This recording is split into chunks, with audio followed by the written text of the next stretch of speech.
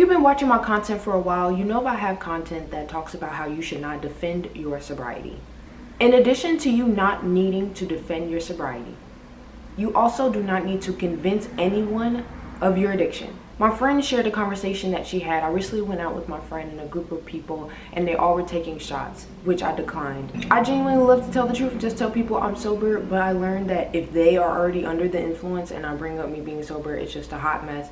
So I was like, no, I'm the designated driver. And then they were like, but you didn't even take your first shot. And then I was like, I'm already jacked up.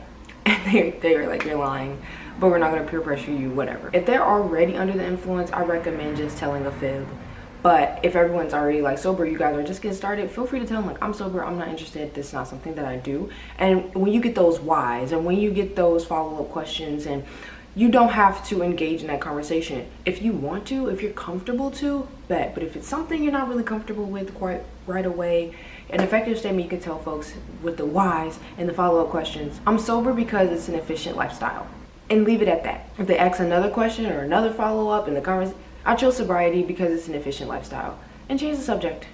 There's nothing else to talk about, nothing else to see here. As a sober coach, I'm making the choice to share my story and why I'm sober and what I experienced through addiction. It's a choice. You do not have to do that. You do not have to defend your sobriety, nor do you need to convince people you're an addict. Part 2, especially when you were an addict and you went through so many silent battles, you may have went through things that you still haven't told anybody else.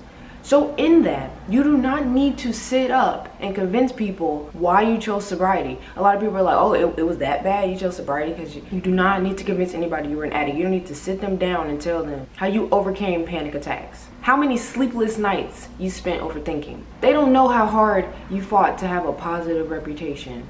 They don't know how many times you were called out your name, yet you still chose to believe you were worthy of respect. They don't know how many people abandoned you in your addiction. You are not obligated to explain how addiction impacted your life, nor do you need to convince anyone that you are or were an addict. Hi, my name is Kanai Houston, your sober coach. Time to get off the bench and into the game. Thank you so much for watching. If you need any individual help, make sure to check out the resources on my website or contact me directly. Let's have variety by starting sobriety. Let's navigate sobriety in this society.